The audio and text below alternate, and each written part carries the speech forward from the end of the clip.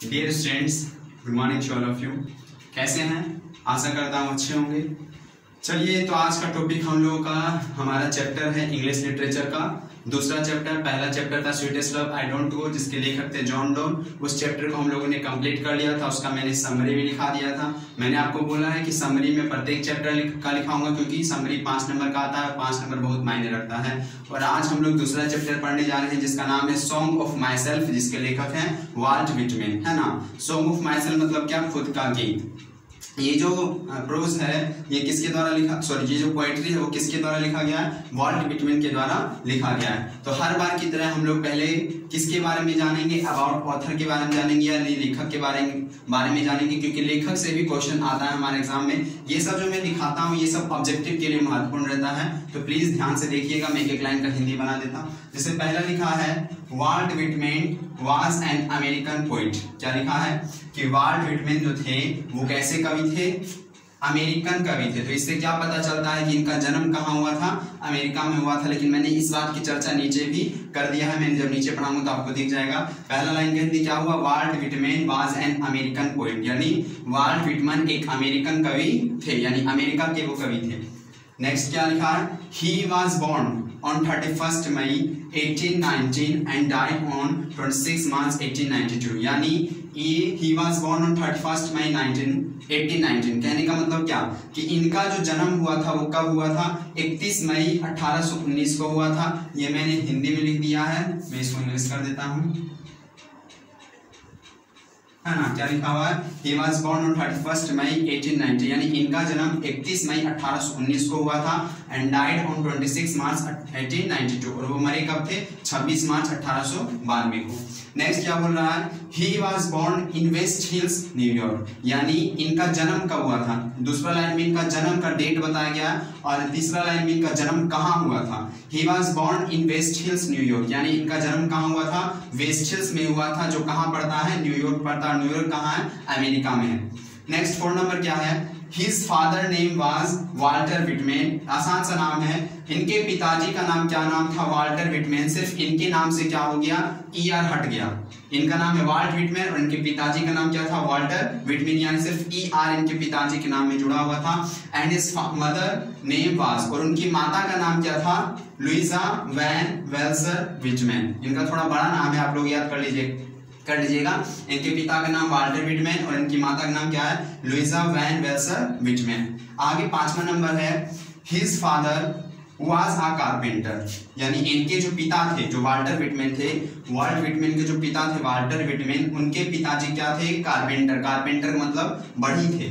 सो इसलिए he also worked as a carpenter for 12 years। So इन्होंने यहाँ किसका बात कर रहा है? कवि का बात कर रहा है। तो कवि ने भी 12 साल किस रूप में काम किया था? एक बढ़ई के रूप में काम किया था। He also worked as a teacher, उन्होंने बढ़ई का काम तो किया ही 12 साल, उसके बाद उन्होंने क्या चीज का काम किया?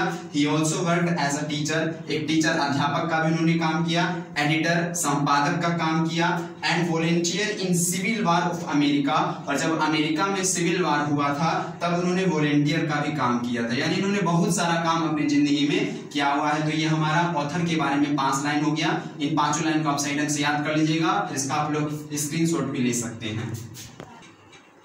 चलिए, तो अब हम लोग अपने इसी के आगे लीव्स ऑफ ग्रास, आपको एक देखिए देखना पड़ेगा लीव्स ऑफ ग्रास क्या है ना।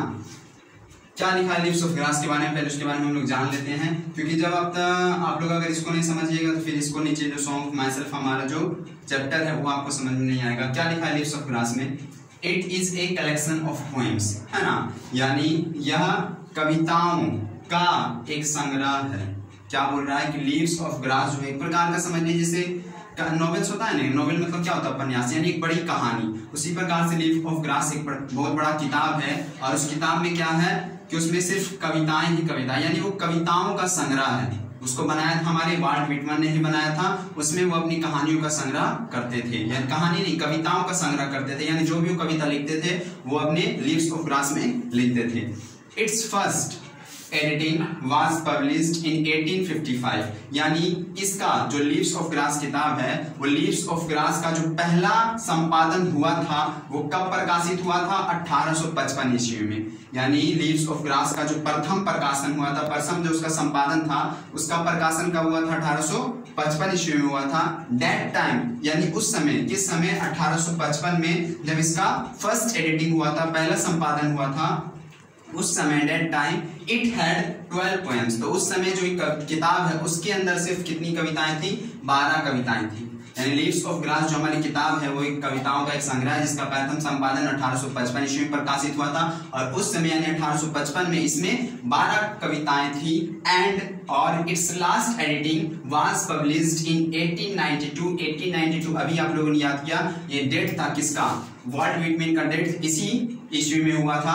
वही इसका लास्ट एडिटिंग कब हुआ? 1892 ईस्वी में हुआ, क्योंकि उनके बाद हमारे वॉल्ट व्हिटमैन जी नहीं रहे। तो ये जो लास्ट एडिटिंग 1892 में हुआ था एंड दिस टाइम, और इस समय जो हमारा 1892 वाला समय है, इस समय इट हैड 400 पोएम्स। इसके अंदर इसके पास कितनी कविताएं थी? 400 कविताएं थी। यानी जब इसका प्रथम संपादन हुआ तब उसमें 12 कविताएं थी और जब लास्ट संपादन हुआ तब उसमें 400 कविताएं थी। सभी कविताएं किसके द्वारा लिखी गई थी? वॉल्ट व्हिटमैन के द्वारा लिखी गई थी। आगे हम जानते हैं सॉन्ग ऑफ माई सेल्फ, यानी हमारा चैप्टर स्टार्ट हो जाता है, हमारा पोएट्री अब स्टार्ट हो जाता है। क्या बोल रहा है? पहला पैराग्राफ मैंने लिख दिया, इसका मैं हिंदी के करके बता देता हूँ। I celebrate my self and Singh my self, यानी मैं खुद को जश्न मनाता हूँ एंड खुद को गाता हूँ, है ना। क्या बोल रहे हैं कवि? हमारे खुद को क्या बोल रहे हैं कि मैं जो है खुद को जश्न मनाता हूँ और खुद को ही गाता हूँ।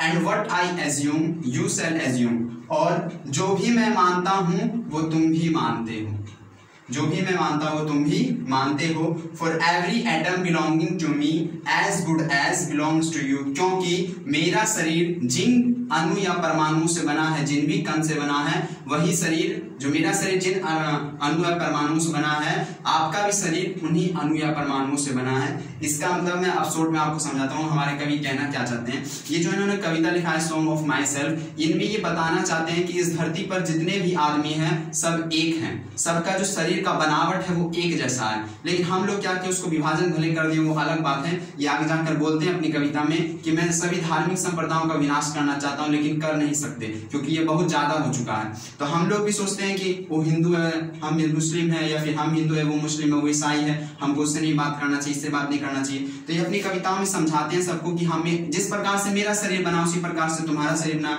उसी प्रकार से तुम्हारा शरीर बना, यानी हम लोग क्या है, एक प्रकार का फैमिली है।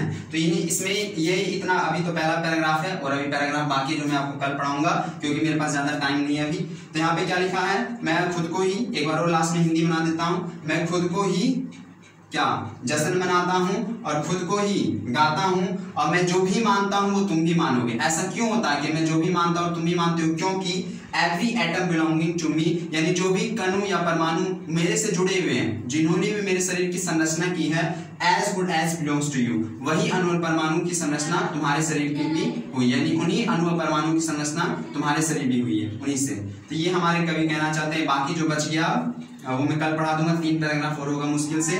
तो आज के लिए बस इतना ही, that's all, thank you. One more thing, मैं रोज आपको बोल रहा हूँ कि हमारे चैनल को सब्सक्राइब करिए, है ना। तो सब्सक्राइब करने से क्या होगा, लाइव क्लास होगी, लाइव क्लास आप ही लोगों के लिए अच्छा है। मैंने टेस्ट का एक वादा किया तो जो मैं अभी तक नहीं ले सका, क्यों? क्योंकि मेरे पास ना तो अभी डिस्क्रिप्शन में हम उसको पीडीएफ भी नहीं देने दिया जा रहा है, मेरे सब्सक्राइबर कम होने के कारण, तो मैं आपका टेस्ट भी नहीं ले सकता हूँ। तो यही एक कारण है कि ना तो आपका टेस्ट हुआ, ना तो मैं लाइव क्लास ले रहा हूँ। तो अगर आप लाइव क्लास पढ़ना चाहते हैं तो मेरे इस चैनल को ज्यादा से ज्यादा बढ़ाइए, सब्सक्राइब करिए, शेयर करिए। और मेरे जितने भी सहयोगी सब बहुत मेहनत करते हैं पढ़ाने में, जैसे मैथ के टीचर होंगे, संस्कृत के टीचर होंगे, सब लोग मेहनत करते हैं। तो प्लीज आप लोग भी हमारी कुछ मदद करें, हमारे चैनल को सब्सक्राइब करें। और मैंने बता चुका हूं कि एक फ्री चैनल है, कोई भी बच्चा इसको पढ़ सकता है। तो please like and subscribe my channel. That's all, thank you.